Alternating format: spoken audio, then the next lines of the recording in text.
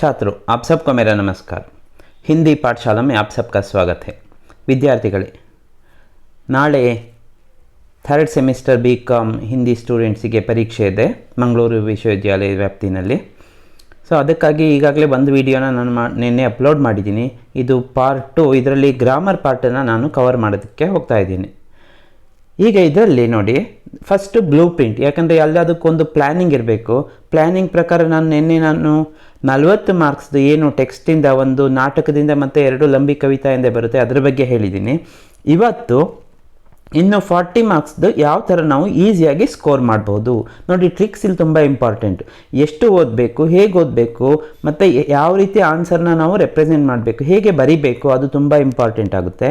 ಈಗ first 5 mains ಏನಿದೆ ಅದು ಕಂಪ್ಲೀಟ್ ಆಗಿದೆ. ಸೊ ಅಂದರೆ 40 ಮಾರ್ಕ್ಸ್ದನ್ನು ನೀವು ಪ್ರಿಪೇರ್ ಮಾಡ್ಕೋಬೋದು, ಈಸಿಯಾಗಿ ಹೇಳಿದ್ದೀನಿ. ಈಗ ನಾನು ಹೋಗ್ತಾ ಇರೋದು 6th ಮೈನಿಂದ. 6th ಮೈನಲ್ಲಿ ನಿಮಗೆ ಗ್ರಾಮರ್ ರಿಲೇಟೆಡ್ ಕ್ವೆಶನ್ಸ್ ಎಲ್ಲ ಬರುತ್ತೆ ಮುಂದಕ್ಕೆ. ಅದರಲ್ಲಿ ಕೆಲವು ಪ್ರಾಕ್ಟಿಕಲ್ ಗ್ರಾಮರ್ ಇರುತ್ತೆ. ಈಗ ನೋಡೋಣ. 6th ಮೈನಲ್ಲಿ ಏನಿದೆ, ಥಿಯರಿಟಿಕಲ್ ಕ್ವೆಶನ್ ಅಂತ ಇದೆ. ಅದರಲ್ಲಿ ಏನು ಅಂದರೆ ಎರಡು ರೀತಿಯ 4 ಪ್ರಶ್ನೆ ಕೇಳ್ತಾರೆ. ಅದರಲ್ಲಿ ನೀವು 2 ಕ್ವೆಶನ್ಗೆ ಆನ್ಸರ್ ಮಾಡಬೇಕು. ಆ 2 ಪ್ರಶ್ನೆಗಳು ಯಾವ್ದು ಬರಬಹುದು ಅಂತಂದರೆ ಒಂದೊಂದಾಗಿ ನಾನು ಹೇಳ್ತಾ ಹೋಗ್ತೀನಿ. ಅದಾದಮೇಲೆ ಟೆಕ್ನಿಕಲ್ ಟರ್ಮ್ಸ್ ಅಂತ ಬರುತ್ತೆ. ಟೆಕ್ನಿಕಲ್ ಟರ್ಮ್ಸ್ ಅಂದರೆ ಪಾರಿಭಾಷಿಕ ಶಬ್ದಾವಲಿ. ಈಗ ನಾವು ಸರ್ಕಾರದಲ್ಲಿ ಇದರಲ್ಲಿ ಯಾವ ಥರದ ಶಬ್ದಗಳನ್ನು, ಬ್ಯಾಂಕಲ್ಲಿರ್ಬೋದು, ಆಫೀಸ್ಗಳಲ್ಲಿರ್ಬೋದು, ಯಾವ ಶಬ್ದಗಳನ್ನು ಯೂಸ್ ಮಾಡ್ತೀವಲ್ಲ, ಆ ಟರ್ಮಿನಾಲಜಿ, ಅದ್ರ ಬಗ್ಗೆ ನಾನು ಹೇಳ್ತೀನಿ. ನೆಕ್ಸ್ಟ್ ಅಡ್ವರ್ಟೈಸ್ಮೆಂಟ್ಸ್ ಅಂದರೆ ವಿಜ್ಞಾಪನ ಯಾವ ಥರ ಕೊಡಬೇಕು, ಯಾವ ರೀತಿ ಒಂದು ಅಡ್ವರ್ಟೈಸ್ಮೆಂಟನ್ನು, ಜಾಹೀರಾತನ್ನು ರೆಡಿ ಮಾಡಬೇಕು, ಉಸ್ಕೆ ಬಾರೆ ಮೇ ಭಿ ಬತಾऊंगा. ಉಸ್ಕೆ ಬಾದ್ ಭೇಂಟ್ ವಾರ್ತಾ ಅಥವಾ ಸಾಕ್ಷಾತ್ಕಾರ ಎರಡೂ ಇದೆ. ಎರಡು ಅಂದರೆ ಎರಡು ಒಂದೇನೆ, ಬೇರೆ ಸಮಾನಾರ್ಥಕದು. ಯಾವ ಥರ ನಾವು ಒಂದು ಇಂಟರ್ವ್ಯೂನ ಮಾಡಬೇಕಾದ್ರೆ ಯಾವ ರೀತಿ ಪ್ರಶ್ನೆಗಳನ್ನು ಕೇಳಬೇಕು, ಅದಕ್ಕೆ ಅವರಿಂದ ಏನು ಉತ್ತರ ಬರಬೇಕು, ಅದ್ರ ಬಗ್ಗೆ ಹೇಳ್ತೀನಿ. ನೆಕ್ಸ್ಟ್ ಅನ್ಸೀನ್ ಪ್ಯಾಸೇಜ್ ಅಂದರೆ ಇಲ್ಲೂ ಅಪಠಿತ ಪದ್ಯಾಂಶ ಕೊಡ್ತಾರೆ. ಅಂದರೆ ಒಂದು ಪದ್ಯ ಕೊಡ್ತಾರೆ, ಆ ಪದ್ಯಕ್ಕೆ ರಿಲೇಟೆಡ್ ಆಗಿ 5 ಪ್ರಶ್ನೆಗಳಿರುತ್ತೆ, ಮತ್ತು ಅದಕ್ಕೊಂದು ಶೀರ್ಷಕ ಕೊಡಬೇಕು, ಟೈಟಲ್ ಕೊಡಬೇಕಾಗುತ್ತೆ. ಹೇಗೆ ಅಂತ ಹೇಳ್ತೀನಿ. ನೆಕ್ಸ್ಟ್ ಸಂಕ್ಷೇಪಣ್ ಅಥವಾ ಪಲ್ಲವನ್. ಸಂಕ್ಷೇಪಣ್ ಅಂದರೆ ನಾವು ಇಲ್ಲಿ ಕಡಿಮೆ ಮಾಡಬೇಕು, ಪ್ರಿಸೈಸ್ ರೈಟಿಂಗ್, ಮತ್ತು ಪಲ್ಲವನ್ನದನ್ನು ನಾವು ಹೆಚ್ಚು ಮಾಡಬೇಕು, ಅಂದರೆ ವಿವರಣೆ ಕೊಟ್ಟು ಬರಿಬೇಕು. ಹೇಗೆ ಅಂತ ಹೇಳೋಣ. Next final dialogue writing. Dialogue ಅಂದರೆ ಸಂವಾದ್ ಲೇಖನ್ ಅಂತ, ಅದನ್ನು ಯಾವ ರೀತಿ ಬರಿಬಹುದು ಅದ್ರ ಬಗ್ಗೆ ಹೇಳ್ತಾ ಹೋಗ್ತೀನಿ. ಈಗ ಫಸ್ಟ್ ನಾವು ಟಾರ್ಗೆಟ್ ಮಾಡಬೇಕಾಗಿರೋದು ಯಾವುದು, ಥಿಯರಿಟಿಕಲ್ ಕ್ವೆಶನ್ಸ್ ಏನಿದೆ ಗ್ರಾಮರ್ ರಿಲೇಟೆಡ್, ಆ 2 ಪ್ರಶ್ನೆಗಳು ಯಾವುದು ಬರಬಹುದು ಅಂತ. ಫಸ್ಟ್ ಕ್ವೆಶ್ಚನ್, ಪ್ರಯೋಜನ್ ಮೂಲಕ್ ಹಿಂದಿ ಪರಿಭಾಷಾ ಸ್ವರೂಪ್ ಏವಂ ಅವಧಾರಣ. ಅಂದರೆ ಪ್ರಯೋಜನ್ ಮೂಲಕ್ ಹಿಂದಿಗೆ ರಿಲೇಟೆಡ್ ಆಗಿ ಒಂದು ಕ್ವೆಶನ್ 100% ಇರುತ್ತೆ. ಸೊ ಇದನ್ನು ನೀವೇನು ಮಾಡಬೇಕು, ಸರಿಯಾಗಿ ಕಲ್ತ್ಕೋಬೇಕು. ಇಲ್ಲಿ ನಿಮಗೆ ಸಾಧ್ಯ ಆದರೆ ವಿಡಿಯೋನ ಪಾಸ್ ಮಾಡಿಕೊಂಡು ಒಂದು ಸಲ ಕೇಳಿದ ಮೇಲೆ ಅದನ್ನು ಬರ್ಕೊಂಡ್ಬಿಟ್ಟು ನೀವು ಇದನ್ನು ಕಲ್ತರೆ ಆಯಿತು. ಈಗಾಗಲೇ ಕಲ್ತಿದ್ರೆ ಮತ್ತೆ ಚೇಂಜ್ ಮಾಡೋ ಅಗತ್ಯ ಇಲ್ಲ. ಸೊ ಪರಿಭಾಷಾ ಅಂದರೆ ಡೆಫಿನೇಷನ್ ಏನು, ಅದ್ರ ಬಗ್ಗೆ ಇಲ್ಲಿ ನಾನು ಹೇಳ್ತೀನಿ. ಫಸ್ಟು ಆ ಡೆಫಿನೇಷನ್ನ ಫಸ್ಟು ಸರಿಯಾಗಿ ತಿಳ್ಕೊಬೇಕು. ಮತ್ತು ನೀವು ಅದನ್ನು ನೋಡಿ, ಪ್ರಯೋಜನ ಮೂಲಕ ಹಿಂದಿ का अर्थ विविध प्रकार के व्यावहारिक ಪ್ರಯೋಜನ ಸೆ ಜುಡಾ ಹೇ. ವ್ಯವಹಾರಕ್ಕೆ ಸಂಬಂಧಪಟ್ಟಾಗ ಅಂದರೆ ಫಾರ್ಮಲ್ ಆಗಿ ಏನೇನೆಲ್ಲ ಉಪಯೋಗಿಸ್ತೀವಿ, ವ್ಯವಹಾರ ಮಾಡ್ತೀವಿ, ಅದಕ್ಕೆ ರಿಲೇಟೆಡ್ ಆಗಿ ಇದನ್ನು ನಾವು ಬಳಸ್ತೀವಿ. ಪ್ರಯೋಜನ ಕಾ ಮತ್ಲಬ್ ಹೋತಾ ಹೇ ಫಂಕ್ಷನ್. ಪ್ರಯೋಜನ ಮೂಲಕ ಹಿಂದಿ ಶಬ್ದ ಅಪ್ನೆ ಆಪ್ ಮೇ ಏಕ್ ಪಾರಿಭಾಷಿಕ ಶಬ್ದ. ಅದಕ್ಕೆ ಫಂಕ್ಷನಲ್ ಹಿಂದಿ ಅಂತಾನು ನಾವು ಹೇಳ್ತೀವಿ. ಇದನ್ನು ಪ್ರಯೋಜನ ಮೂಲಕ ಹಿಂದಿಗೆ ಮತ್ತೊಂದು ಶಬ್ದ ಏನು, ಫಂಕ್ಷನಲ್ ಹಿಂದಿ ಅಂತಾನು ಹೇಳ್ತೀವಿ. ಏಕ್ ಪಾರಿಭಾಷಿಕ ಶಬ್ದ ಹೇ ಜೋ ವಿಶೇಷ ರೂಪ ಸೆ ಹಮಾರೆ ಪ್ರಶಾಸನ್, ಅಂದರೆ ನಾವು ಆಡಳಿತ ನಡೆಸಬೇಕಾದ್ರೆ ಅಡ್ಮಿನಿಸ್ಟ್ರೇಷನ್ನಲ್ಲಿ ಈ ಪದಗಳನ್ನು ನಾವು, ಈ ಹಿಂದಿಯನ್ನು ಹೇಗೆ ಬಳಸ್ತೀವಿ ಅದ್ರ ಬಗ್ಗೆ ಹೇಳ್ತಾರೆ. ತಥಾ ವ್ಯವಹಾರಕ್ಕೆ ವಿವಿಧ ಆಯಾಮಂಕೋ ದ್ಯೋತಿತ್ ಕರ್ತಾ ಹೇ. ಅದು ನಮ್ಮ ಅಡ್ಮಿನಿಸ್ಟ್ರೇಷನ್ನಲ್ಲಿರ್ಬೋದು ಅಥವಾ ಬೇರೆ ವ್ಯಾಪಾರಗಳಲ್ಲಿರ್ಬೋದು. ಹಿಂದಿ का प्रयोग कैसे हो रहा है उसके बारे में यहाँ हम पढ़ते हैं. कुछ लोग इसे प्रशासनिक हिंदी, फंक्शनल हिंदी, तकनीकी हिंदी, राजकाज की हिंदी, ಈ ವ್ಯಾವಹಾರಿಕ ಹಿಂದಿ भी कहते हैं. ಅಂದರೆ ಬೇರೆ ಬೇರೆ ಹೆಸರುಗಳಿಂದ ಕರೀತಾರೆ. ಈ ಒಟ್ಟಾರೆಯಾಗಿ ನಾವು ಏಕ್ ಶಬ್ದ में अगर कहें तो वह है प्रयोजन मूलक हिंदी. प्रयोजन मूलक हिंदी साहित्यिक हिंदी से भिन्न है. साहित्यिक हिंदी अलग है. साहित्यिक हिंदी ಅಂದರೆ ಯಾವುದು, ನಾವಿಗೆ ಕಹಾನಿಯ, ಉಪನ್ಯಾಸ, ನಿಬಂಧ ಆದಿ ಸಾಹಿತ್ಯಿಕ ಹಿಂದಿ ಮೇ ಆತೆ ಹೇ. ಆದರೆ ಈ ಬೇರೆ ಬೇರೆ ಏನು ಪತ್ರಗಳಿರ್ಬೋದು ಅದೆಲ್ಲ ಯಾವುದ್ರಲ್ಲಿ ಬರುತ್ತೆ, प्रयोजनमूलक हिंदी में आते हैं। यह भाषा अभिधा प्रधान एवं सूचना प्रधान होती है। ಇಲ್ಲಿ ವರ್ಣನೆ ಆಗಲಿ ಅಥವಾ ಅತಿಶಯೋಕ್ತಿ ಆಗಲಿ ಯಾವುದೂ ಇರೋದಿಲ್ಲ, सूचना प्रधान, सूचना देने के लिए ही इसका प्रयोग करते हैं। तो प्रयोजनमूलक हिंदी के विविध रूपों के बारे में अगर हम देखें तो भोलानाथ तिवारी ने प्रयोजनमूलक हिंदी के निम्नलिखित रूप माने हैं: बोलचाली हिंदी, व्यापारी हिंदी, कार्यालयी हिंदी, शास्त्रीय हिंदी, वैज्ञानिक तथा तकनीकी हिंदी, समाजी हिंदी, साहित्यिक हिंदी, प्रशासनिक हिंदी, जनसंचार माध्यम की हिंदी। ನೀವೊಂದು 4-5 ಥರದ್ದನ್ನು ನೀವು ಬರೆದ್ರೆ ಆಗುತ್ತೆ।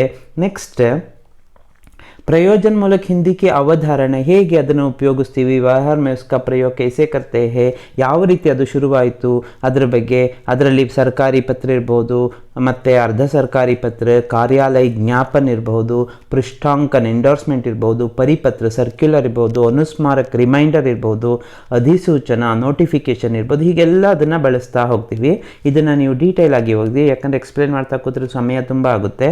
ಹಾಗೆ ಅದರ ಕ್ಯೂರಿಯಲ್ಲಿ ಇನ್ನೂ ಎಲ್ಲೆಲ್ಲಿ ಯೂಸ್, व्यापार में, मीडिया में, दूरदर्शन आदि में भी हम प्रयोजनमूलक हिंदी का प्रयोग करते हैं, पत्रकारिता में भी करते हैं, ಮತ್ತು ಶಿಕ್ಷಾ ವಿಧಿ ಅಂದರೆ ಕಾನೂನು, ನ್ಯಾಯಾಲಯಗಳಲ್ಲಿ, ಹಾಗೆ ಬೇರೆ ಬೇರೆ ನಿಗಮಗಳಲ್ಲಿ ಮತ್ತು ಟೂರಿಸಮಲ್ಲಿ ಎಲ್ಲ ಕಡೆ ನಾವು ಹಿಂದಿನ ಬಳಸ್ತಾ ಇದ್ದೀವಿ। ಅದಕ್ಕೆ ರಿಲೇಟೆಡ್ ಆಗಿ ಈ ಒಂದು ಏನಿದೆ ಇದನ್ನು ನೀವು ಬರೆದ್ರೆ ಆಪ್ಕೋ ಪೂರೆ 5 ಅಂಕ ಮಿಲೆಂಗೆ, 5 ಮಾರ್ಕ್ಸ್ ಈಸಿಯಾಗಿ ಸ್ಕೋರ್ ಮಾಡ್ಬೋದು। ಇದು ಒಂದು ಪ್ರಶ್ನೆ ಆಯಿತು। ಸೆಕೆಂಡ್ ಕ್ವೆಶ್ಚನ್ ಏನು, ಯಾವುದಕ್ಕೆ ಪ್ರಿಪೇರ್ ಆಗಬೇಕು? ವಿಜ್ಞಾಪನ್ ಅಂದ್ರೇನು? ಇಲ್ಲಿ ಅಡ್ವರ್ಟೈಸ್ಮೆಂಟ್ ಅಂದರೆ ಜಾಹೀರಾತು ರಿಲೇಟೆಡ್ ಆಗಿ ಯಾಕೆ ಅದರ ಮಹತ್ವ ಏನು, ಉಪಯೋಗ ಏನು, ಏನದರಿಂದ ನಮಗೆ ಲಾಭ ಸಿಗುತ್ತೆ, ಜಾಹೀರಾತನ್ನು ಯಾಕೆ ಕೊಡ್ತಾರೆ, ಯಾರು ಕೊಡ್ತಾರೆ, ಉಸ್ಕೆ ಬಾರೆ ಮೇ ಯಹಾ ಏಕ್ ಲೇಖ ಹೇ। ಇದನ್ನು ನೀವು ಓದಿದ್ರೆ ಸಾಕು, ಬಹಳ ಸಿಂಪಲ್ ಆಗಿರೋ ಲ್ಯಾಂಗ್ವೇಜನಲ್ಲಿದೆ। ಇದನ್ನು ನೀವು ಅಂದರೆ ಅಡ್ವರ್ಟೈಸ್ಮೆಂಟ್ ಕೊಡೋದ್ರಿಂದ ಏನು ಉಪಯೋಗ ಆಗುತ್ತೆ ಅದ್ರ ಬಗ್ಗೆ ಬರೆದ್ರೆ ಮುಗೀತು। ಓನಾಗಿ ನೀವು ಬರಿಬಹುದು, ಇಲ್ಲಿರೋದನ್ನೇ ಬರಿಬೇಕು ಅಂತ ಏನಿಲ್ಲ। तो विज्ञापन का महत्व, ಸೊ ನಾನೀಗ 2 ಪ್ರಶ್ನೆಗಳಿಗೆ ಇಲ್ಲಿ ಉತ್ತರ ಕೊಟ್ಟಿದ್ದೀನಿ। ಸೊ ಈ 2 ಪ್ರಶ್ನೆಗಳನ್ನು ಸರಿ ಕಲಿತ್ರೆ ನೀವು 10 ಮಾರ್ಕ್ಸನ್ನು ಆರಾಮಾಗಿ ಸ್ಕೋರ್ ಮಾಡ್ಬೋದು। ಸೊ 10 ಮಾರ್ಕ್ಸು ನಿಮ್ಮ ಕೈಯಲ್ಲಿದೆ, ಜಸ್ಟ್ ಈ 2 ಪೇಜಸನ್ನು ಸರಿ ಕಲ್ತ್ಕೊಂಡ್ರೆ ಸಾಕು। ಇಲ್ಲೆಲ್ಲ ಇದೆ ನೋಡಿ।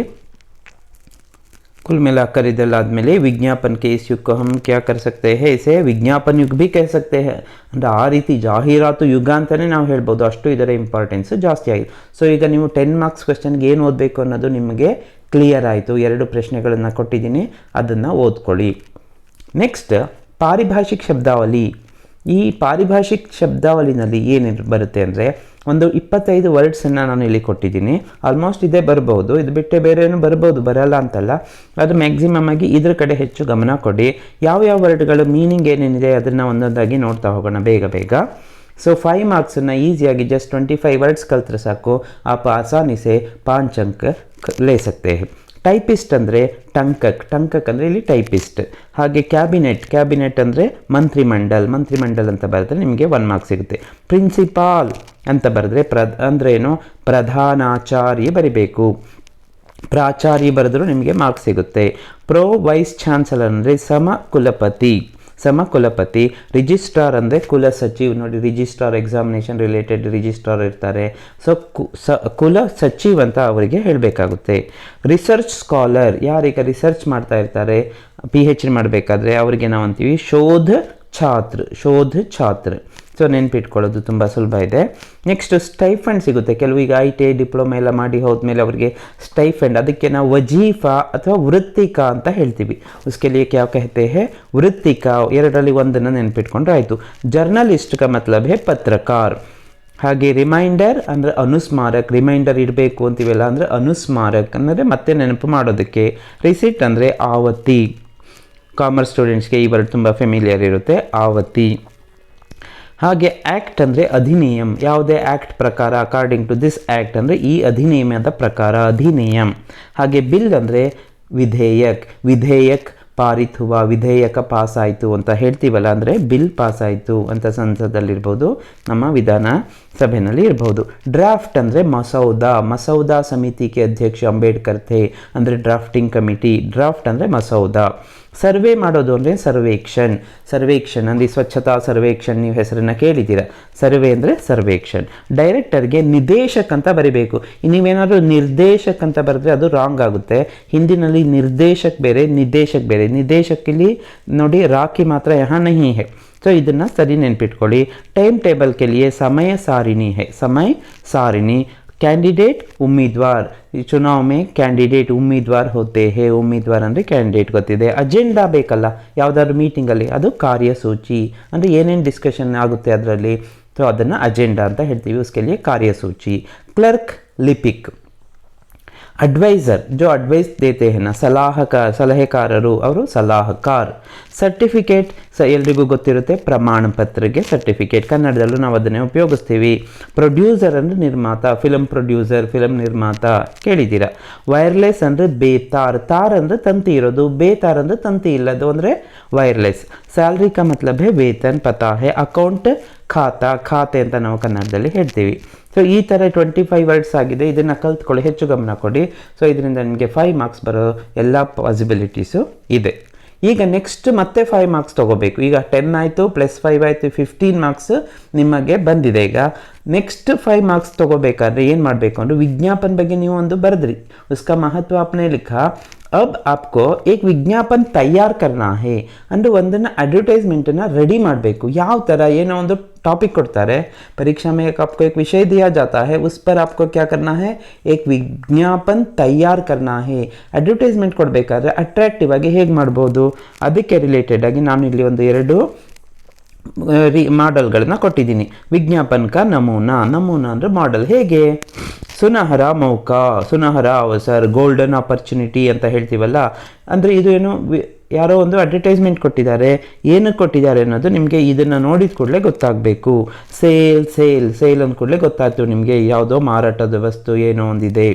ಹಿಂದಿ ಸೆ ಜುಡೆ और साहित्य के शौकीन पाठकों के लिए जल्द ही मिल रहा है सुनहरा मौका.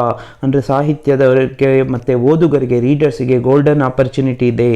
आप ही के शहर नई दिल्ली में हिंदी पुस्तकों की प्रदर्शनी का आयोजन हो रहा है. ನೋಡಿ, ಪ್ರದರ್ಶನಿ ಕಾ ಆಯೋಜನ ಅಂದರೆ ಬುಕ್ ಎಕ್ಸಿಬಿಷನ್ ಆಗ್ತಾ ಇದೆ, जिसमें हिंदी की महत्वपूर्ण पुस्तकें आधे मूल्य पर उपलब्ध होंगी. ಅದರಲ್ಲಿ ನಿಮಗೆ ಹಿಂದಿಯ ಇಂಪಾರ್ಟೆಂಟ್ ಬುಕ್ಸ್ ಎಲ್ಲ ಆಧೆ ಮೂಲ್ಯ ಪರ್ ಅಂದರೆ 50% ಅಲ್ಲಿ ನಿಮಗೆ ಸಿಗ್ತಾ ಇದೆ. ಇದರ ಅರ್ಥ ಏನು, ಒಂದು ಬುಕ್ ಸೇಲ್ ಬಗ್ಗೆ ನೀವು, ಬುಕ್ಸ್ ಎಕ್ಸಿಬಿಷನ್ ಬಗ್ಗೆ ನೀವು ಒಂದು ವಿಜ್ಞಾಪನ ಆ್ಯಡನ್ನು ರೆಡಿ ಮಾಡಬೇಕು. ಅದಕ್ಕೆ ಯಾವುದಾದ್ರು ಒಂದು ಕ್ಯಾಚಿ ವರ್ಡ್ಸನ್ನು ಹಾಕಬೇಕು. ಜಲ್ದಿ ಕೀಜಿಯೇ ಐಸಾ ಅವಸರ್ ಫಿರ್ ನಹಿ ಮಿಲೇಗಾ. ನೀವು ಬುಕ್ಸ್ ಥರ ಬರಿಬೋದು, ಮತ್ತು ಏನಾದರೂ ಒಂದು ಎಕ್ಸಿಬಿಷನ್ ಟೈಪ್ ಏನಾದರೂ ನೀವು ನಿಮ್ಮ ಕ್ರಿಯೇಟಿವಿಟಿ ಯೂಸ್ ಮಾಡ್ಕೊಳ್ಳಿ. ಮತ್ತು ಅದನ್ನು ಬರಿಬೇಕಾದ್ರೆ ಒಂಥರ ಬಾಕ್ಸ್ ಅಂದರೆ ಒಂದು ರೆಕ್ಟ್ಯಾಂಗಲ್ ಶೇಪಲ್ಲೇ ಇರಲಿ. ಅದನ್ನು ನೀವು ನೀಟಾಗಿ ಒಂದು ಡಿಸೈನ್ ಬಾರ್ಡರ್ ಎಲ್ಲ ಹಾಕಿಬಿಟ್ಟು ಹೆಡ್ಡಿಂಗ್ ಏನು ಟೈಟಲ್ ಹಾಕಬೇಕು, ಯಾವುದು ಇಂಪಾರ್ಟೆಂಟು, ಸ್ಟಾರ್ ಮಾರ್ಕು, ಏನೆಲ್ಲ ನಿಮ್ಮ ಕ್ರಿಯೇಟಿವಿಟಿಗೆ, ಬ್ಲಡ್ ಡೊನೇಷನ್ ಅಂದರೆ ಬ್ಲಡ್ದು ಡ್ರಾಪ್ ಅಥವಾ ಏನು ಬೇಕಾದ್ರೂ ನೀವು ನಿಮ್ಮ ಕ್ರಿಯೇಟಿವಿಟಿನ ಯೂಸ್ ಮಾಡಿ ಒಂದು ವಿಜ್ಞಾಪನ ಅಂದರೆ ಒಂದು ಜಾಹೀರಾತನ್ನು ರೆಡಿ ಮಾಡಬೇಕು. ಮತ್ತು ಪ್ಲೇಸ್ ತೋರಿಸ್ಬೇಕು, ಎಲ್ಲಿದೆ ಅಂತ. ಅಡ್ವರ್ಟೈಸ್ಮೆಂಟ್ ಕೊಟ್ಟಿದ್ದೀರಾ ಅಂದಮೇಲೆ ಎಲ್ಲಿ ಅಂತ ಗೊತ್ತಾಗಬೇಕಲ್ಲ. ಸೊ ಇದನ್ನು ನೀವು ರೆಡಿ ಮಾಡಿದರೆ ಇಲ್ಲಿ ಜಾಸ್ತಿ ದುಡ್ಡು ಕಂಟೆಂಟ್ ತುಂಬ ಇರಬೇಕು ಅಂತೇನಿಲ್ಲ, ಆದರೆ ಇರೋದು ಒಂದು ಅಟ್ರಾಕ್ಟಿವ್ ಆಗಿ ಮಾಡಬೇಕು. ಅಗರ್ आप ऐसा लिखेंगे तो आपको परीक्षा में पूरे 5 अंक मिलेंगे. ಸೊ ವಿಜ್ಞಾಪನ ಅಂದರೆ ಏನಂತ ಗೊತ್ತಾಗಿದೆ, ಅಡ್ವರ್ಟೈಸ್ಮೆಂಟ್ ನಮೂನಾ. ಮತ್ತು ಇನ್ನೊಂದು ನೋಡಿ, ದೀಪಾವಳಿ ಮೇಳ. ಇಲ್ಲಿ ಯಾವುದೋ ಒಂದು ಮೇಳ ಬಂದಿದೆ, ಜಾತ್ರೆ ಬಂದಿದೆ. ಮೌಕಾ ಅಲ್ಲಿ ಸೇಲಲ್ಲಿ ಹಾಗೆ ಇಲ್ಲೂ ನೋಡೋಣ. पावन दिवाली के त्योहार पर आइए MCD विद्यालय और ले जाइए रंग बिरंगे आकर्षक हस्तनिर्मित टिकाऊ एवं उपयोगी सामान. ಯಾವುದೋ ಮೇಳ ಇದೆ ಅಂದರೆ ಒಂದು ಫೇರ್ ಇದೆ, ಅದರಲ್ಲಿ ವಸ್ತುಗಳನ್ನು ಮಾರ್ತಾ ಇದ್ದಾರೆ. ಸಜಾಯಿಯೇ ಅಪ್ನೆ ಘರೋಂ ಕೋ ಹಸ್ತ ನಿರ್ಮಿತ ದಿಯೋಂ ಕಾ ಅವ್ರ ಮೊಂಬತ್ತಿಯೋನ್ ಸೆ ಅವರು ಮೊಂಬತ್ತಿಯೋನ್ ಸೆ ದೀಪಗಳು ಮತ್ತು ಮೊಂಬತ್ತಿ ಕ್ಯಾಂಡಲಿಂದ ನಿಮ್ಮ ಮನೆಗಳನ್ನು ಡೆಕೋರೇಟ್ ಮಾಡಿ. ಯಾಕಂದರೆ ದೀಪಾವಳಿದಲ್ಲಿ ನಾವು ದೀಪವನ್ನು ಹಚ್ತೀವಲ್ಲ. ಸಭಿ ಸಾಮಾನ್ ಹಮಾರೆ ಛಾತ್ರೋನೆ ಬನಾಯಾ ಹೇ. ಆ ಸ್ಕೂಲಿನ ಸ್ಟೂಡೆಂಟ್ಸೇ ಎಲ್ಲ ರೆಡಿ ಮಾಡಿರೋದು. ಈ ಥರ ಅಟ್ರಾಕ್ಟಿವ್ ಆಗಿ ಏನಾದರೂ ಮಾಡಬೇಕು. ಮತ್ತು ಗ್ರಾಮೀಣ ಲೋಗೋಂಕೆ ದ್ವಾರ ನಿರ್ಮಿತ್ ಏನಾದರೂ ನಿಮ್ಮ ಕ್ರಿಯೇಟಿವಿಟಿನಲ್ಲಿ ತೋರಿಸಿ. ಆಯಿಯೇ ಅವ್ರ ಉನ್ಕಾ ಉತ್ಸಾಹ ಬಢಾಯಿಯೇ, ಪ್ರೋತ್ಸಾಹಿತ ಕೀಜಿಯೇ, ಏನು ಬೇಕಾದರೂ ಬರೀರಿ. ಕೀಮತ್ ಬಾಜಾರ್ ಸೆ ಬೇಹದ್ ಕಮ್ ಅಂದರೆ ಮಾರ್ಕೆಟಿಂದ ತುಂಬ ಕಡಿಮೆ. ಜಲ್ದಿ ಆಯೆ ಜಲ್ದಿ ಪಾಯೆ, ಬೇಗ ಬಂದರೆ ಬೇಗ ಸಿಗುತ್ತೆ. ನೀವೆಲ್ಲ ಬರೀತೀರಲ್ಲ ಸ್ಟಾಕ್ಸ್ ಖಾಲಿ ಆಗೋವರೆಗೂ ಅಷ್ಟೇ, ಕೆಲವೇ ಸ್ಟಾಕ್ಸ್ ಮಾತ್ರ ಇದೆ, ತುಂಬ ದಿನ ಇರೋದಿಲ್ಲ. ಹಾಗೆ ಸ್ಥಾನ್ MCD ವಿದ್ಯಾಲಯ ದ್ವಾರಿಕಾ ನೈ ದಿಲ್ಲಿ, ಹೇಗೆ ನೀವು ಅಡ್ರೆಸ್ಸು ಪ್ಲೇಸ್ ಲೊಕೇಶನ್ ಅಂದರೆ ವೆನ್ಯೂನ ನೀವು ತೋರಿಸಿ. ಸೊ ವಿಷಯ ಕಡಿಮೆ ಇರಲಿ, ಅದನ್ನು ತುಂಬ ಅಟ್ರಾಕ್ಟಿವ್ ಆಗಿ ಸಣ್ಣ ಪುಟ್ಟ ಏನಾದರೂ ಪಿಕ್ಚರ್ಸು ಏನಾದರೂ ಆ ಥರ ಇದನ್ನು ಮೆನ್ಷನ್ ಮಾಡಿ, ಸೈಡ್ ಬಾರ್ಡರ್ ಎಲ್ಲ ತುಂಬ ನೀಟಾಗಿ ಬರಲಿ. ಸೊ ಇದರಿಂದಾಗಿ ನಿಮಗೇನಾಯಿತು 10+5+5 ಅಂದರೆ 20 ಮಾರ್ಕ್ಸು ನಿಮಗೆ ಬಂದಿದೆ. ಇದರಲ್ಲಿ ಯಾವ ಡೌಟ್ ಇಲ್ಲ. ಅಂದರೆ ನಿಮಗೆ ಯಾಕೆ ನಾನು ಪದೇ ಪದೇ ಹೇಳ್ತಾ ಇದ್ದೀನಿ, ನಿಮ್ಮ ಮನಸ್ಸಲ್ಲಿ ಒಂದು ಭಯ ಇರುತ್ತೆ. ಏನು ಭಯ ಇರುತ್ತೆ? ಅಯ್ಯೋ ಯಾವ ಥರ ಇದರಲ್ಲಿ ಸ್ಕೋರ್ ಮಾಡೋದು, ಇದು ಯಾವುದು ಫೆಮಿಲಿಯರ್ ಇಲ್ಲವೇ ಇಲ್ಲ ಅಂತ. ಎಲ್ಲ ಫೆಮಿಲಿಯರ್ ಇರುತ್ತೆ, ನಾವು ಅದರೊಳಗಡೆ ಹೋಗಿರೋದಿಲ್ಲ. ಈಗ ಇದನ್ನು ನೋಡಿದರೆ ಯಾರು ಬೇಕಾರೋ ಅಯ್ಯೋ ಇದಲ್ಲ ಒಂದು ಆ್ಯಡ್ ರೆಡಿ ಮಾಡೋದೇನು ಕಷ್ಟ ಏನಿಲ್ಲ, ಅದು ಕಾಮರ್ಸ್ ಸ್ಟೂಡೆಂಟ್ಸ್ ನಿಮಗಂತೂ ಏನು ಕಷ್ಟ ಆಗೋದೇ ಇಲ್ಲ. ಸೊ इस प्रकार आप तैयार कर सकते हैं और पूरे 5 अंक ले सकते हैं इसमें. ನೆಕ್ಸ್ಟ್ ಸಾಕ್ಷಾತ್ಕಾರ ಅಥವಾ ಭೇಂಟ್ ವಾರ್ತಾ ಪ್ರಸ್ತುತ್ ಕೀಜಿ ಅಂತ ಕೇಳ್ಬೋದು. ಇಲ್ಲಿ ಯಾರ ಜೊತೆ ಕೇಳ್ಬೋದು? ಒಂದು ಫಿಲ್ಮ್ ಆ್ಯಕ್ಟರ್ ಜೊತೆ ಭೇಂಟ್ ವಾರ್ತಾ ಕೇಳ್ಬೋದು, ಅಂದರೆ ಇಂಟರ್ವ್ಯೂ. ಅಥವಾ ಒಂದು ಸ್ಪೋರ್ಟ್ಸ್ ಪರ್ಸನ್ ಖಿಲಾಡಿ ಜೊತೆ ಕೇಳ್ಬೋದು, ಅಥವಾ ಒಬ್ಬ ಸಾಹಿತ್ಯಕಾರ ಜೊತೆ ಕೇಳ್ಬೋದು, ಅಥವಾ ರಾಜನೀತಿಗೆ ಅಥವಾ ನೇತಾಕ್ಕೆ ಸಾಥ್ ಪೂಛ್ ಸಕ್ತೆ ಹೇ. ನೇತಾ ಅಂದರೆ ಪೊಲಿಟಿಕಲ್ ಲೀಡರ್ ಬಗ್ಗೆ ಕೇಳ್ಬೋದು, ಅಥವಾ ನಿಮ್ಮ ಸ್ಕೂಲಲ್ಲೇ ಟಾಪರ್ ಆಗಿರೋ ಯಾರ ಬಗ್ಗೆ ಏನಾದರೂ ಕೇಳ್ಬೋದು, ಅಥವಾ ರಿಟೈರ್ಡ್ ಒಬ್ಬರ ಟೀಚರ್ ಬಗ್ಗೆ ಕೇಳ್ಬೋದು. ಕಿಸಿ ಪರ್ ಬಿ ಏಕ್ ವೈಜ್ಞಾನಿಕ್ ಅಂದರೆ ಸೈಂಟಿಸ್ಟ್ ಬಗ್ಗೆ ಕೇಳ್ಬೋದು. ಸೊ ಅವಾಗ ಕೇಳಬೇಕಾದ್ರೆ ನೀವು ಒಂದು 10 ಡೈಲಾಗ್ಗಳನ್ನು ಇರಬೇಕು. ಅಂದರೆ ನೀವು ಅವ್ರನ್ನ ಪ್ರಶ್ನೆ ಕೇಳಬೇಕು, ಅದಕ್ಕೆ ಅವರು ಉತ್ತರಗಳನ್ನು ಕೊಡಬೇಕು. ಒಂದು 10 ಆದರೂ ಇರಲಿ. ಆಜ್ ಕೆ ಸಾಕ್ಷಾತ್ಕಾರ ಮೇ ಆಪ್ಕಾ ಸ್ವಾಗತ ಕರ್ತಾ ಹೂँ ಅಂತ ಸ್ಟಾರ್ಟಿಂಗಲ್ಲಿ ನಮಸ್ತೆಯಿಂದ ಶುರು ಮಾಡ್ಬೋದು. ಇಲ್ಲಿ ನೀವು ಪ್ರಶ್ನೆ ಕೇಳೋರು ನಿಮ್ಮ ಇರಬೇಕು, ಪ್ರಶ್ನೆ ಇರಬೇಕು. ಮತ್ತು ಯಾರಿಗೆ ನೀವು ಕೇಳ್ತಿರ್ತೀರ ಅವರಿಗೆ ವೈಜ್ಞಾನಿಕ ಅಂದರೆ ವೈಜ್ಞಾನಿಕ ಬರೀರಿ, ಖಿಲಾಡಿ ಅಂದರೆ ಖಿಲಾಡಿ ಬರೀರಿ, ಅಥವಾ ಫಿಲ್ಮ್ ಸ್ಟಾರ್ ಅಂದರೆ ಅಭಿನೇತ, ಏನು ಕೇಳಿರ್ತಾರೋ ಅದನ್ನು ಅಲ್ಲಿ ಮೆನ್ಷನ್ ಮಾಡಿದ್ರೆ ಆಯಿತು. ಈಗ ನೋಡಿ ಯಾವ ಥರ ಪ್ರಶ್ನೆಗಳನ್ನು ಕೇಳ್ಬೋದು. आज के साक्षात्कार में आपका स्वागत करता हूँ ಅಂತ ಫಸ್ಟ್ ಹೇಳ್ತೀರಾ. आप अपनी उपलब्धियों के बारे में क्या बताना चाहते हैं? ನಿಮ್ಮ ಅಚೀವ್ಮೆಂಟ್ಸ್, ಉಪಲಬ್ಧಿ ಅಂದರೆ ಅಚೀವ್ಮೆಂಟ್ಸ್ ಬಗ್ಗೆ ಏನು ಹೇಳೋದಕ್ಕೆ ಇಷ್ಟಪಡ್ತೀರಾ? ಒಂದು ಪ್ರಶ್ನೆ. ಅದಕ್ಕೆ ಅವರಿಂದ ಒಂದು ಉತ್ತರನ ನೀವೇ ಒಂದು ಕಲ್ಪನೆ ಮಾಡಿಕೊಂಡು ಬರೀಬೇಕು. आप अपने जीवन में किसको आदर्श मानते हैं? उसके लिए वे कोई उत्तर देंगे, आप लिखिए उत्तर. आप किस प्रकार के कार्य वातावरण को ಪ್ರಾಥಮಿಕತಾ ದೇತೆ हैं? ಅಂದರೆ ವರ್ಕ್ ಕಂಡೀಷನ್ ಹೇಗಿರಬೇಕು? ಅದ್ರ ಇದೇ ಪ್ರಶ್ನೆ ಎಲ್ರಿಗೂ ಮ್ಯಾಚ್ ಆಗುತ್ತೆ ಅಂತಲ್ಲ, ಯಾವುದು ಅಂದರೆ ಈ ಥರ ಕೇಳಬೇಕು. ಯಾವ ಥರ ಅವರ ನೋಡಿಕೊಂಡು ಅವರ ಪ್ರೊಫೆಷನ್ ನೋಡಿ ನೀವು ಕ್ವೆಶನ್ಸನ್ನು ಫ್ರೇಮ್ ಮಾಡಬೇಕು. आप दबाव या तनावपूर्ण स्थितियों में कैसे निपटते हैं? ಅಂದರೆ ಸ್ಟ್ರೆಸ್ಫುಲ್ ಕಂಡೀಷನ್ಸನ್ನು ಯಾವ ಥರ ಮ್ಯಾನೇಜ್ ಮಾಡ್ತೀರಾ ಅಂತ. आप काम से बाहर क्या करना पसंद करते हैं? ಅಂದರೆ ನೀವು ವರ್ಕ್ ಮಾಡ್ತಿರ್ತೀರ, ಅದು ಬಿಟ್ಟು ಹೊರಗಡೆ ಅಂದರೆ ನಿಮ್ಮ ಹಾಬೀಸ್ ಏನಿದೆ, ಯಾವುದ್ರ ಬಗ್ಗೆ ನಿಮ್ಗೆ ಇಂಟ್ರೆಸ್ಟ್ ಇದೆ ಅದರ ಬಗ್ಗೆ ಕೇಳೋದು. आप अपने काम को कैसे ಪ್ರಾಥಮಿಕತಾ ದೇತೆ ಹೇ? ಪ್ರಿಯಾರಿಟೈಸ್ ಮಾಡ್ಕೊಳ್ಳೋದು ಅಂತಾರಲ್ಲ, ಯಾವ ಥರ ನೀವು ಪ್ರಾಥಮಿಕತೆ ಇಂಪಾರ್ಟೆನ್ಸ್ ಕೊಡ್ತೀರಾ. ಆಪ್ ಜ್ಯಾದಾತರ್ ಕಬ್ ಭಾವುಕ್ ಹೋತೆ ಹೇ? ಯಾವಾಗ ತುಂಬ ಎಮೋಷನಲ್ ಆಗ್ತದೆ. ಈ ಥರ ನೀವು ಪ್ರಶ್ನೆಗಳನ್ನು ಡೈವರ್ಟ್ ಮಾಡಿ ಕೇಳ್ಬೋದು. ಯಾವ ಥರ ಪ್ರಶ್ನೆಗಳು ಇದಕ್ಕೆ ಈ ಕೆಲವು ಪ್ರಶ್ನೆಗಳನ್ನು ಎಲ್ರಿಗೂ ಕಾಮನ್ ಆಗಿ ಕೇಳೋದು, ಅದಕ್ಕಾಗಿ ನೀವು ಅಂಥ ಪ್ರಶ್ನೆಗಳನ್ನು ರೆಡಿ ಇಟ್ಕೊಳ್ಳಿ. उसके लिए कोई उत्तर भी आप तैयार कर लीजिए, आपको पूरे 5 अंक मिलेंगे. आपको क्या प्रेरित करता है? ನೋಡಿ ಯಾರನ್ನು ಬೇಕಾದ್ರೂ ಇದನ್ನು ಕೇಳ್ಬೋದು. ಅಂದರೆ ನಿಮಗೆ ಇನ್ಸ್ಪಿರೇಷನ್ ಯಾವುದು ಅಂತ. आपके पालतू पशु कौन से है? ಯಾವುದು ನೀವು ಡೊಮೆಸ್ಟಿಕ್ ಅನಿಮಲ್, ನೀವು ಯಾವುದು ನಾಯಿ ಇಷ್ಟನೋ ಬೆಕ್ಕು ಇಷ್ಟನೋ ಏನು ಬೇಕಾದ್ರೂ ಕೇಳಿ. आप 5 साल में खुद को कहाँ देखना चाहते हैं? ಅಂದರೆ ಫ್ಯೂಚರ್ में आप 5 साल के बाद आप क्या ಹಾಸಿಲ್ ಕರ್ನಾ ಚಾಹತೆ, ಏನು ಅಚೀವ್, ನಿಮ್ಮ ಗೋಲ್ ಏನಿದೆ ಆ ಥರ ಕೇಳಬೇಕು. ಈಗ ಕ್ರಿಕೆಟ್ ಪ್ಲೇಯರ್ ಆದರೆ ನಾನು ವರ್ಲ್ಡ್ ಕಪ್ಪನ್ನು ವಿನ್ ಆಗಬೇಕು, ವರ್ಲ್ಡ್ ಕಪ್ಪಲ್ಲಿ ಆಡಬೇಕು ಅಂತಿದ್ದೀನಿ, ಆ ಥರ ಏನಾದರೂ ಇರಬಹುದು. ವಿಂಬಲ್ಡನ್ ಇದ್ದರೆ ವಿಂಬಲ್ಡನಲ್ಲಿ ಆಡಬೇಕು ಅಂತ. ಆಪ್ಕಾ ಡ್ರೀಮ್ ಜಾಬ್ ಕ್ಯಾ ಹೇ? ನಿಮ್ಮ ಕನಸಿನ ಕೆಲಸ ನೌಕರಿ ಏನು? ಆಪ್ಕೋ ಕ್ಯಾ ಅದ್ವಿತೀಯ ಬನ್ನ? ನೀವು ಇಷ್ಟು ಸ್ಪೆಷಲ್ ಆಗಿದ್ದೀರಾ ಅಂದರೆ ಏನು ನಿಮ್ಮಲ್ಲಿರೋದು, ಅಂದರೆ ಅವರಲ್ಲಿರೋ ಏನು ಕ್ವಾಲಿಟೀಸು, ಉಸ್ಕೆ ಬಾರೆ ಮೇ ವೇ ಉತ್ತರ ದೇಂಗೆ. ಒಂದು 10 ಇದ್ದರೆ ಸಾಕು, ನಿಮಗೆ ಪೂರೆ 5 ಅಂಕ ಆಪ್ಕೋ ಮಿಲೆಂಗೆ. ಅಂದರೆ ಸಾಕ್ಷಾತ್ಕಾರ ಅಥವಾ ಭೇಂಟ್ ವಾರ್ತಾ ಅಂತ ಕೇಳಿದರೆ ಸೊ ಈಸಿಯಾಗಿ ನೀವು 5 ಮಾರ್ಕ್ಸನ್ನು ಸ್ಕೋರ್ ಮಾಡ್ತೀರಾ. ಈಗ ಏನಾಯಿತು, 10 ಮಾರ್ಕ್ಸು ಆ 2 ಕ್ವೆಶನ್ಸ್ ಕಲಿಯೋದ್ರಿಂದ ಬರುತ್ತೆ. ನೆಕ್ಸ್ಟ್ ನಿಮಗೆ ಏನು ಅಡ್ವರ್ಟೈಸ್ಮೆಂಟ್ ಇದೆ ಅದರಲ್ಲಿ ನಿಮಗೆ 5 ಬರುತ್ತೆ. ನೆಕ್ಸ್ಟ್ ಸಾಕ್ಷಾತ್ಕಾರ ಭೇಂಟ್ ವಾರ್ತಾ ಬರುತ್ತೆ, ಅದರಲ್ಲಿ 5 ಬರುತ್ತೆ. ಸೊ 20 ಮಾರ್ಕ್ಸು ಈಸಿಯಾಗಿ ಬರುತ್ತೆ. ನೆಕ್ಸ್ಟ್ ಅಪಠಿತ ಪದ್ಯಾಂಶ. ಇದು ನೋಡಿ, ಅಪಠಿತ ಅಂದರೆ ಅನ್ಸೀನ್ ಪ್ಯಾಸೇಜ್, ಅಂದರೆ ನೋಡಿಲ್ಲದೆ ಇರೋ ಒಂದು ಪದ್ಯವನ್ನು ನಿಮಗೆ ಕೊಡ್ತಾರೆ. ನಿಮ್ಮ ಟೆಕ್ಸ್ಟಲ್ಲಿ ಅದಿರೋದಿಲ್ಲ. ಸೊ ಆ ಪದ್ಯವನ್ನು ಓದಬೇಕು. ಸಾಮಾನ್ಯವಾಗಿ ಗದ್ಯದನ್ನು ಓದಿ ನೀವು ಆನ್ಸರ್ ಮಾಡಿ ಬಂದಿದ್ದೀರಾ, 10th ಇಲ್ಲ ಇರುತ್ತೆ, PUನಲ್ಲಿ ಇರುತ್ತೆ. ಈ ಅಪಠಿತ ಪದ್ಯಾಂಶ ಅಂದರೆ ಒಂದು ಪದ್ಯ ಕೊಡ್ತಾರೆ, ಉಸ್ ಪದ್ಯ ಕೋ ಪढ़ना है, कविता को पढ़ना है, पढ़ने के बाद क्या करना है, उन पर जो प्रश्न पूछे जाते हैं उनका उत्तर देना है. ಅದರ ಮೇಲೆ ಕೆಲವು ಕ್ವೆಶ್ಚನ್ಸ್ ಕೇಳಿರ್ತಾರೆ, ಅದನ್ನು ನೀವು ಪದ್ಯದ ಭಾಷೆನಲ್ಲಿ ಉತ್ತರ ಕೊಡಬಾರ್ದು. ಉಸೆ ಗದ್ಯ ಮೇ ಉತ್ತರ ದೇನಾ ಹೈ, ಗದ್ಯ ರೂಪದಲ್ಲಿ ಆನ್ಸರ್ ಮಾಡಬೇಕು. ಅಂದ್ರೆ ಪ್ರೋಸ್ ಥರ ಆನ್ಸರ್ ಮಾಡಬೇಕು. ಪೊಯೆಟ್ರಿ ಥರನೇ ಅಲ್ಲಿರೋ ಲೈನನ್ನು ಆ್ಯಸ್ ಇಟ್ ಈಸ್ ತೊಗೊಂಡು ಒಂದೊಂದು ಕ್ವೆಶ್ಚನ್ಗೆ ಒಂದೊಂದು ಲೈನನ್ನು ಹಾಕಬೇಡಿ, ಆವಾಗ ನಿಮಗೆ ಮಾರ್ಕ್ಸ್ ಸಿಗೋದಿಲ್ಲ. ಮತ್ತು ಒಂದು ಪದ್ಯನ ಅಂದ್ಕೊಳ್ಳೆ ಒಂದು 2ರಿಂದ 3 ಸಲ ಮಿನಿಮಮ್ 3 ಟೈಮ್ಸ್ ನೀವು ಓದಬೇಕು. ಮತ್ತು ಕ್ವೆಶನ್ಸ್ ಓದಿ, ಮತ್ತೆ ಇನ್ನೊಂದು ಸಲ ಪದ್ಯ ಓದಿ, ಆವಾಗ ನಿಮಗೆ ಪ್ರತಿಯೊಂದು ಆನ್ಸರು ನಿಮ್ಮ ಕಣ್ಣ ಮುಂದೆ ಕಾಣಿಸೋದಕ್ಕೆ ಶುರು ಆಗುತ್ತೆ. So it's easy to score.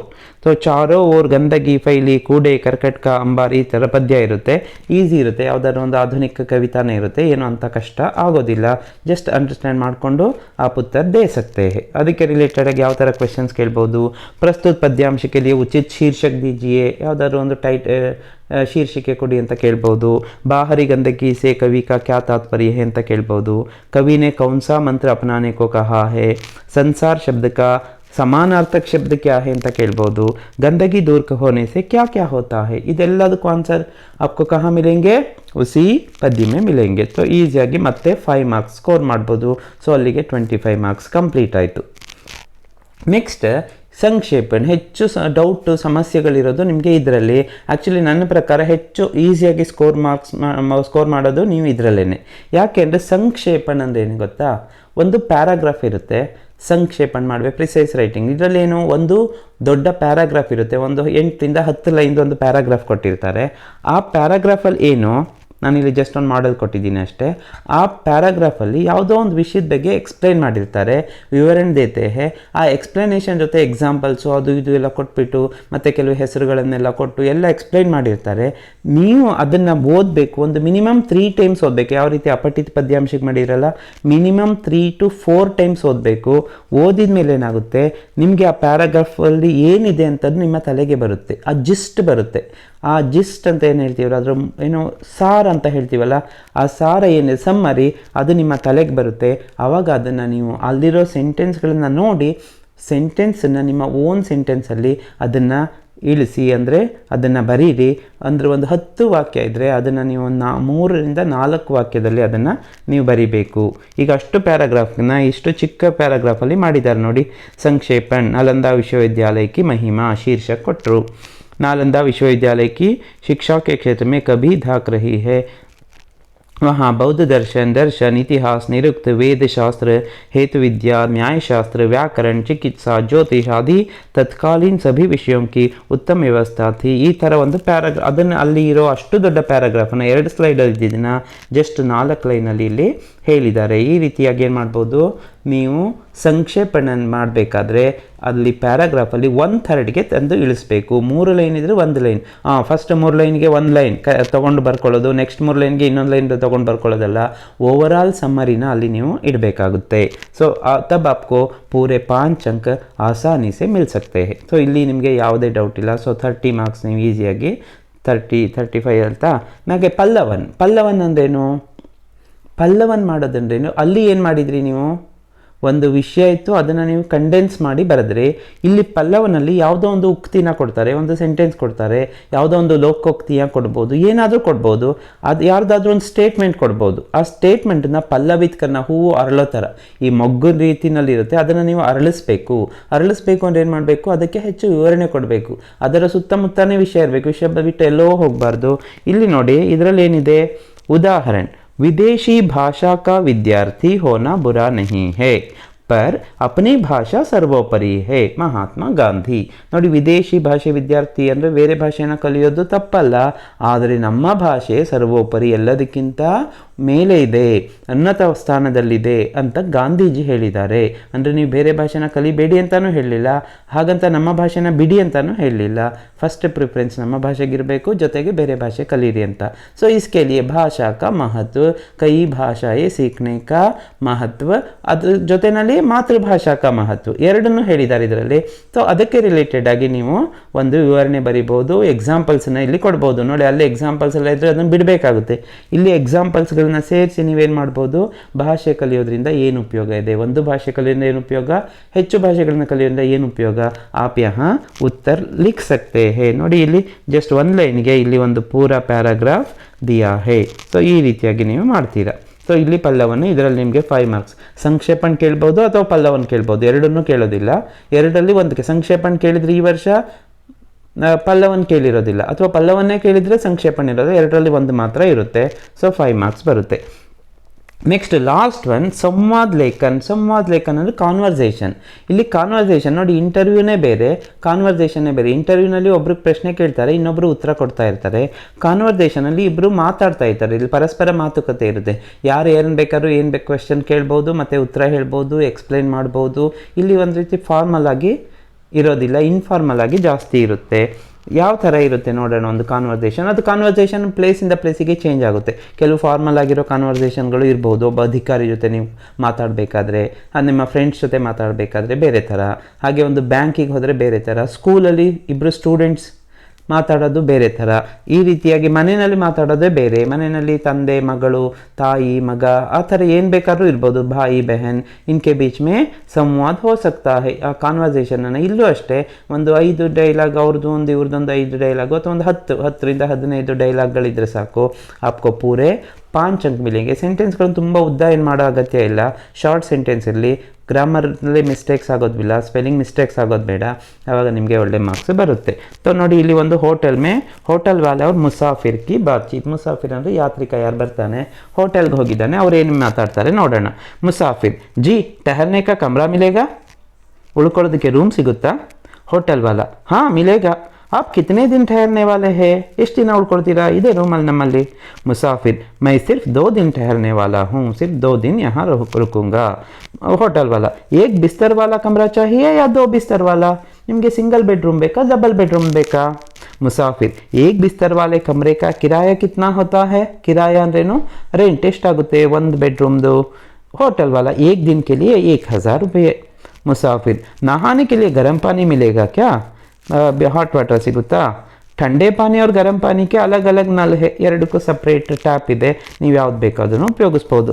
ಮುझे एक बिस्तर वाला कमरा ही काफ़ी है. ನನಗದೇ ಏನಪ್ಪ ಅಂದರೆ ಒಂದು ಸಿಂಗಲ್ ಬೆಡ್ರೂಮ್ದೇ ಸಾಕು. ಹೋಟೆಲ್ ವಾಲ आप इस बही में अपना नाम और पता लिखिए. ಈ ಬಹಿ ಅಂದರೆ ಈ ರಿಜಿಸ್ಟ್ರಲ್ಲಿ ನಿಮ್ಮ ನೇಮ್ ಆ್ಯಂಡ್ ಅಡ್ರೆಸ್ಸನ್ನು ಬರೀರಿ ಅಂತ ಹೇಳಿ. आप ले लीजिए चाबी, आपके लिए नाश्ता भी यहाँ मिलेगा, भोजन भी मिलेगा. ನೀವೇನು ಬೇಕಾದ್ರೂ ಎಕ್ಸ್ಟ್ರಾ ಸೇರಿಸ್ಬೋದು, ಇದೇ ಸೇಮ್ ಡೈಲಾಗ್ಗಳನ್ನ ಹೇಳಬೇಕು ಅಂತಿಲ್ಲ. ಈ ಥರ ನೀವು ಮಾಡಿದರೆ ಟೋಟಲ್ ಏನಿದೆ ಇನ್ನೊಂದು ನೋಡಿ, ಸಂವಾದ ಕಿತಾಬ್ ಕಿ ದುಕಾನ್ ಮೇ ಕಿತಾಬ್ ಬೇಚನೆ ವಾಲೆ ಅವರ ಗ್ರಾಹಕ್ ಕೆ ಬೀಚ್ ಮೇ ಏಕ ಬಾತ್ಚೀತ್ ಇದೆ. ನೀವು ಅದನ್ನು ನೋಡ್ಕೋಬಹುದು. ಇಲ್ಲಿ ನೀವು ನೋಡಿದರೆ ನಿಮಗೆ ಕ್ಲಿಯರ್ ಆಗಿ ಗೊತ್ತಾಗುತ್ತೆ. ಸೊ ಇದನ್ನು ಆದಷ್ಟು ನೀವು ಪ್ರಿಪೇರ್ ಆಗೋ ಬದಲು ನೀವು ಓನಾಗಿ ಬರೆಯೋದಕ್ಕೆ ಟ್ರೈ ಮಾಡಿ. ನಿಮ್ಮ ಲ್ಯಾಂಗ್ವೇಜ್ ಇಂಪ್ರೂವ್ ಆಗುತ್ತೆ, ರೈಟಿಂಗ್ ಸ್ಕಿಲ್ಲು ಡೆವಲಪ್ ಆಗ್ತಾ ಹೋಗುತ್ತೆ.